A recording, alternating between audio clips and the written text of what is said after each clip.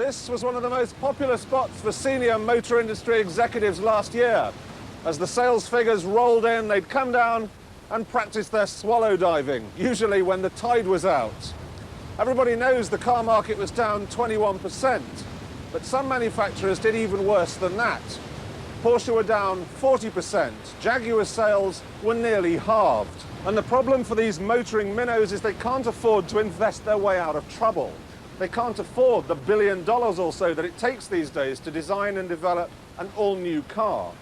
So what they have to do instead is practice the art of evolution, evolving existing models rather than revolution, starting again with a clean piece of paper.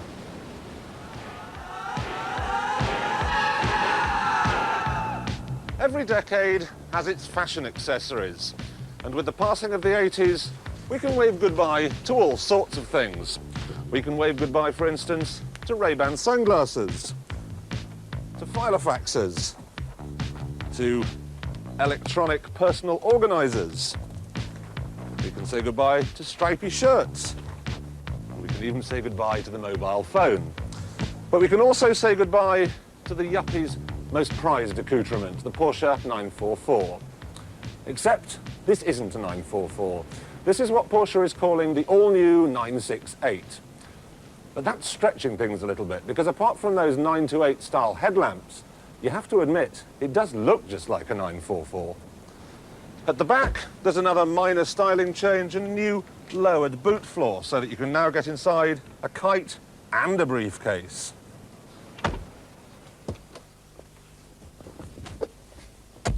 Inside, it's pretty much identical to the old 944, still beautifully made and still completely under-equipped. The most exciting gizmo I've got in here is the heated rear window.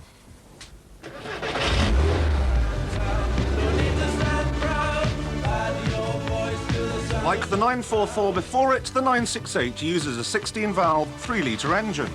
But now it has much trickery in the camshaft department. So much, in fact, that it's the most powerful engine of its type in the world.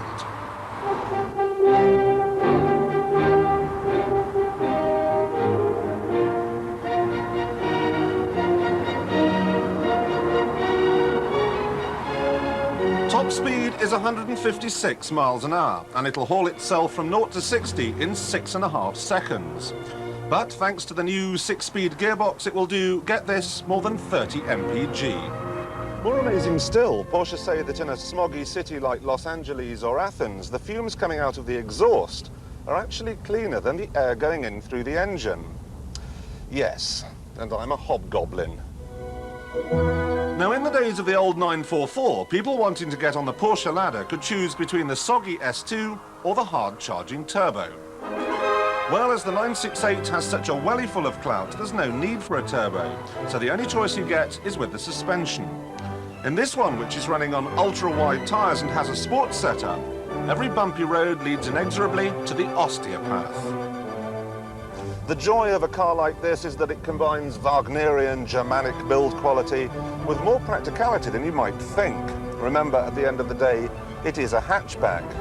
It's also a thrill a minute to drive on these twisting, turning country lanes.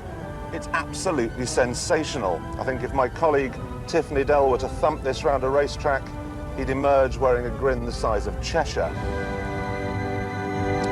Now, the old 944 Turbo was always regarded as one of the world's best handling cars, and I have a sneaking suspicion that this new 968 is even better. But all the qualities that make it such a superb racer make it a complete pain in the neck for normal drivers like myself. Not only is the ride horrid, but the tyres rumble like distant thunder and indulge in the dangerous practice of following the camber of the road, no matter what the driver does with the wheel. It's absolutely fine for the enthusiast, but for everyone else, it misses the mark by about 76 miles. The standard suspension is far, far better, but as we've come to expect from Porsche, neither is going to be what you'd call a bargain.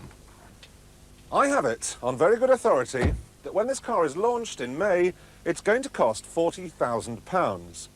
Now, last week I drove it in a back-to-back test with a Nissan 300 ZX. I'll admit the Nissan was less well engineered, but it was faster, it was more striking to look at, and it was every bit as well made. It was also £10,000 cheaper. So I'm afraid as far as the 968 is concerned, it's thank you, but no thank you.